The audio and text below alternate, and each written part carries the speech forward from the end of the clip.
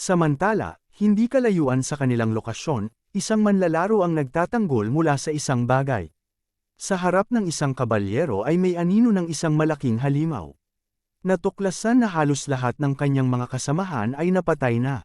Ang lugar na ito ay malapit sa beginner area at mayroon itong unang hidden boss. Ito ang hidden boss monster na plano niyang hulihin, ang Ferocious Bear Mountain. At sa kasalukuyan, itong halimaw ay nagtagumpay laban sa buong grupo ng manlalaro. Bago tayo magpatuloy sa sumunod na bahagi, ito ang status window ng necromancer na si Waifu. Ang tunay niyang pangalan ay Zhang Mingmeng. Ang kanyang player ID ay labis na katuwa-tuwa. Sa Ferocious Bear Mountain, narinig ang malakas na sigaw na nagparamdam sa buong kagubatan. Ang sigaw ay nagmula sa mga manlalaro na nagtangkang tumakbo para sa kanilang buhay. Ang kanilang leader ay napatay ng mga halimaw kaya't nagsimulang magkakalat ang kanilang grupo. Ngunit patuloy pa rin ang pagtakip sa mga manlalaro ng mga halimaw.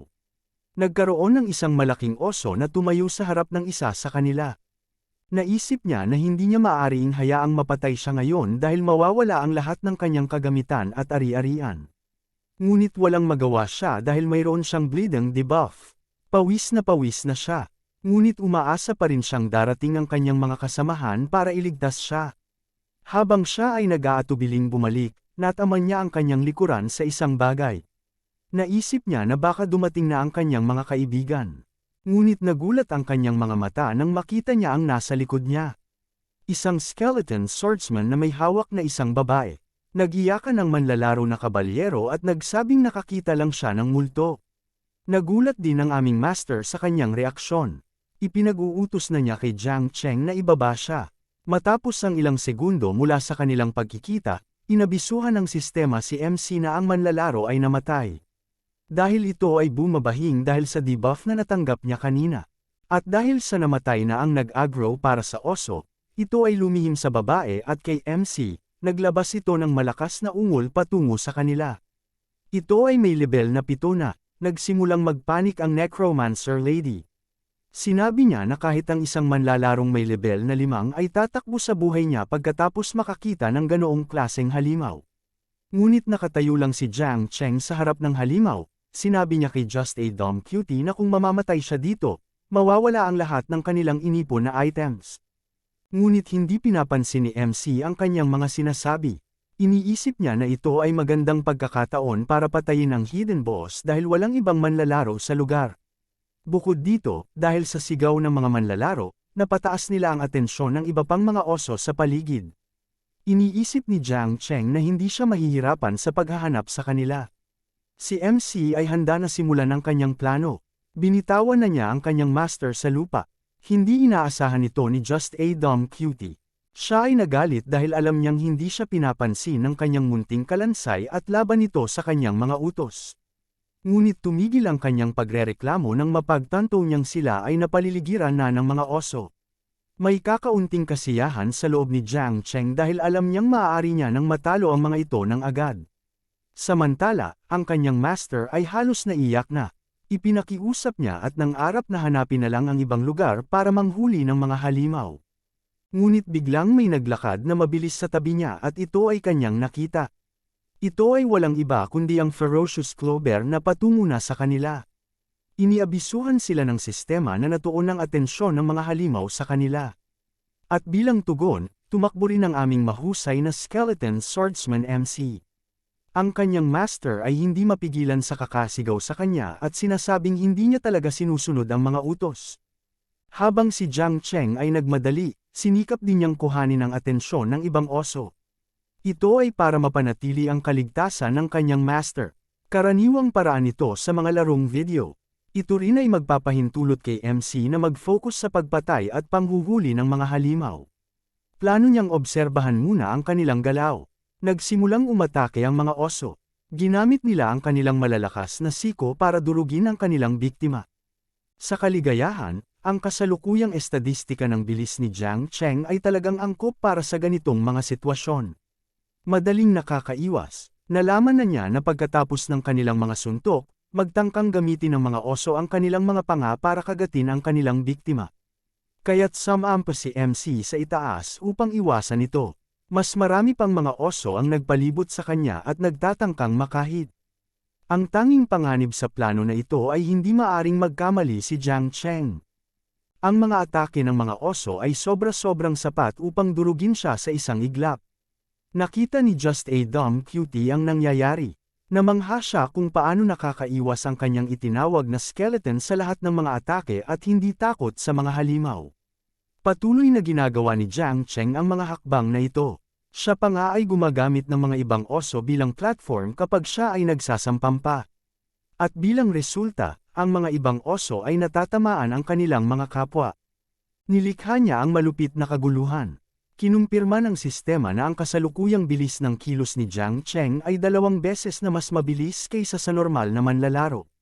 Dahil dito, talagang may malaking kalamangan na siya. Bukod dito, alam na niya ang kahinaan ng mga halimaw. At sa ngayon, kanyang tinitingnan ito. Ginamit ng aming MC ang kanyang skill na Swift Draw, na nagpapahintulot sa kanya na mag-angat ng bilis sa pag-atake. Pinagtutuunan niya ng pansin at tina-target ang ulo at talampakan ng mga oso. Sa ganitong paraan, patuloy niyang inuunti-unti ang bilang ng mga kanyang mga kalaban. Naging kahinaan na nila ang kanilang malalaking katawan. Wala nang paraan ang mga oso na pigilin ang mabilis na kalansay. Matapos ang ilang sandali, lahat ng mga oso ay nanggapa na sa lupa. Ngunit hindi pa sila patay. Ang ginawa lamang ng aming MC ay inalisan sila ng lakas. Ang kanyang espada at atake ay hindi pa sapat para patayin sila.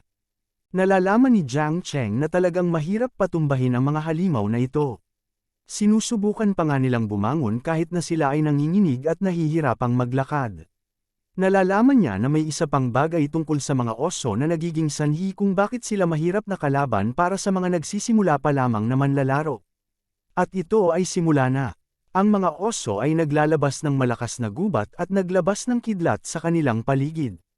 Maaari nilang i-activate ang isang sekretong skill kapag masyadong mababa na ang HP nila. Ito ang inaantay ng MC natin. Kinumpirma ito ng sistema at ang natatanging skill ay tinatawag na Lightning Roar. Maglalabas ito ng malakas na electrical shock na tiyak na magpaparalisa sa target. At habang papunta na ang kidlat patungo sa MC natin, hindi ito nag-atubiling itayuan ito. Ang kanyang master ay nagtago sa likod ng isang puno at talagang naguguluhan na. Nataon ng kidlat ang aming MC. Pero ito ay hindi nanggaling sa kanya. Itinaas ni Jiang Cheng ang kanyang espada tulad na parang sinusubukan niyang ipantapat dito.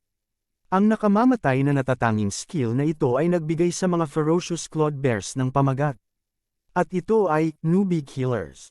Itinaas ni Just a Dumb Cutie ang kanyang tungkod at nagbabalak na i-summon ang isa pang nilalang. Akala niya na hindi kakayanin ng kanyang sobrang lakas na skeleton ang ganitong atake. Ngunit may nangyaring nagpamangha sa kanya at pumitigil siya sa kanyang kinatatayuan. Pareho rin itong nangyari sa mga oso. Ang aming pangunahing karakter, na kilala rin bilang Little Skelly, ay nakatayo lang sa gitna ng kidlat na para bang walang nangyayari. Iniisip ng skeleton na ito na may maling kalkulasyon ang mga developer. Ang natatanging katangian ng isang patay na species ay nawala silang dugo o laman. At itong matigas na kataksilan na ito ay nagbibigay daan sa aming MC na hindi maapektuhan ng kidlat. At habang ang mga halimaw ay pa rin nalilito, sumampa si Jiang Cheng at ginamit ang pagkakataon na mag-atake. Hindi na magagamit ng oso ang skill para sa susunod na 3 segundo at iyon ang kanyang pinagkakakitaan. Ito ay dahil sa kanyang kaalaman bilang isang beta tester sa kanyang nakaraang buhay sa Earth. Nais din niyang magland ng kanyang atake sa ulo ng oso sapagkat ito ay magdudulot ng dobleng pinsala sa halimaw. Ito ay higit sa sapat na upang patayin ito. Napamukha sa kanya ang kasayahan si Just a Dumb Cutie at hindi niya maisip na sobrang lakas ng kanyang skeleton summon. Habang inaalis ang kanyang espada, iniisip ni Jiang Cheng na matagal na niyang napagtanto ang pattern ng atake ng halimaw na ito. At sa mga estadistika at natatanging katangian ng kanyang skeleton na katawan ngayon, alam niyang kayang-kaya niyang talunin ang mga ito. Itinaas muli ni MC ang kanyang espada at patungo na sa natitirang mga ferocious clawed bears. Ipinabatid din ng sistema na kumita siya ng 50 evolutionary points sa pamamagitan ng pagpatay sa isang oso. Mas naging determinado siya na talunin ang natitirang mga kalaban at mag-ipon ng evolutionary at experience points. Nais niyang malaman kung ano ang kanyang susunod na evolution. Pagkatapos ng pag-aalaga ng mga halimaw, plano ng aming MC na hanapin at talunin ang nakatagong boss sa lugar na ito. Samantala, nanunood pa rin ang kanyang amo habang tinalo niya ang mga halimaw. Naka-level up rin si Just a Dumb Cutie mula sa karanasan na yon. Konti na lang ay naglihim siya dahil kasama niya ang kanyang summon skeleton sa pagtalo sa mga halimaw. Napakaswabe ng lahat ng kilos ng skeleton sa kanyang perspektibo. At habang nanunood siya sa kanyang laban sa mga halimaw, may naitala sa kanyang isipan. Ang ganitong estilo ng paglaban ay isang bagay na pamilyar sa kanya. At ang naiisip niya ay ang legendary yung player na inanyayahan upang subukang ang beta ng laro.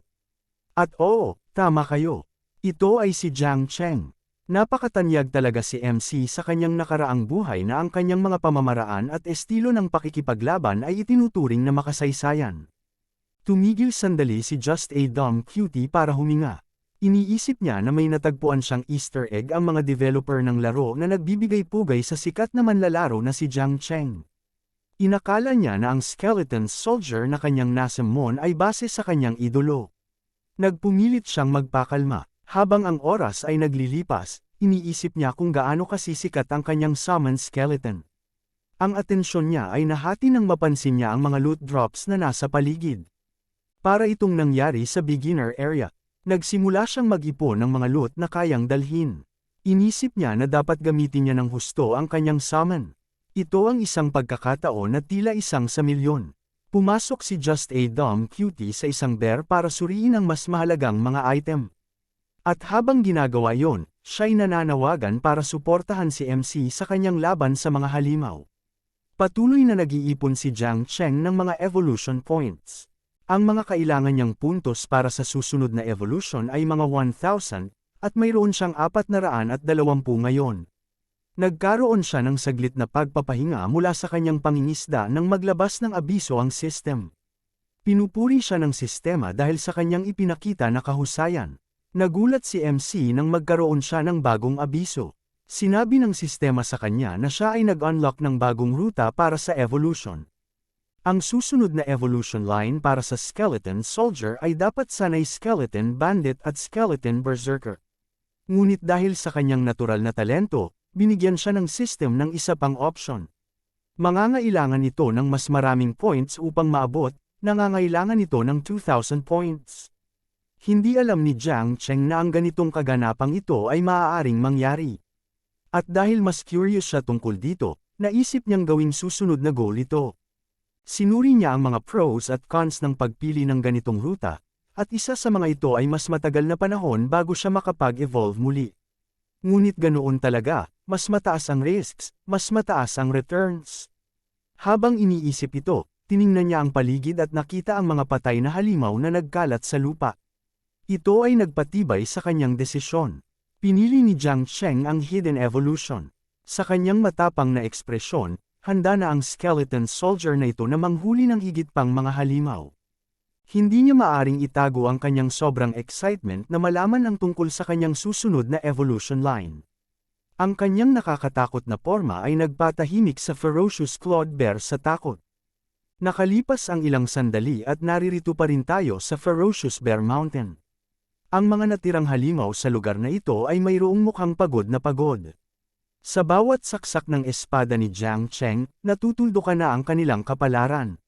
Si Jiang Cheng ay patuloy na lumalakas. At dahil ang laban ay mas bumubuo at lalong nagiging madali habang patuloy siyang level up, bumaba rin ang dami ng mga evolutionary at experience points na kanyang natatanggap. Binaba ni Jiang Cheng ang kanyang espada ng sandali. Tiningnan niya ang kanyang status window at napagtanto na ang kanyang kalaban ay ang huling oso sa lugar. At mula sa dami ng kanyang pangingisda, kulang na lang ay 20 points para sa kanyang hidden evolution. Naiinis si Jiang Cheng, ngunit wala naman siyang magagawa dahil wala nang halimaw sa lugar. Nagsimula siyang tingnan ang kanyang paligid. Napansin niya na ang mga ferocious bear ay matagal bago muling mag-spawn. Talagang naging magulo na ang lugar na ito. Si Jiang Cheng ay patuloy na nag-iisip tungkol sa natitirang points na kailangan niya. Pero sa kabila nito, nagpapasalamat siya dahil alam niyang natupad na niya ang isa sa kanyang mga plano. Ang pagpatay ng lahat ng ferocious bears sa loob ng isang tiyak na panahon ang isa sa kanyang nais matupad. Ang abang notification na hinihintay niya ay biglang nagpakita sa harap niya. Ang hidden boss sa lugar na ito ay wakas ng lumitaw. Isang madilim na kakilakilabot na aura ang biglang nagsimula na umaabot mula sa mas malalim na bahagi ng kagubatan at agad itong napansin ng aming MC. Ang kinakailangan para ito ay magpakita ay dapat na ang player ay nasa ilalim ng level 10 at kailangan muna nitong patayin ang lahat ng mga oso sa loob ng 45 minuto.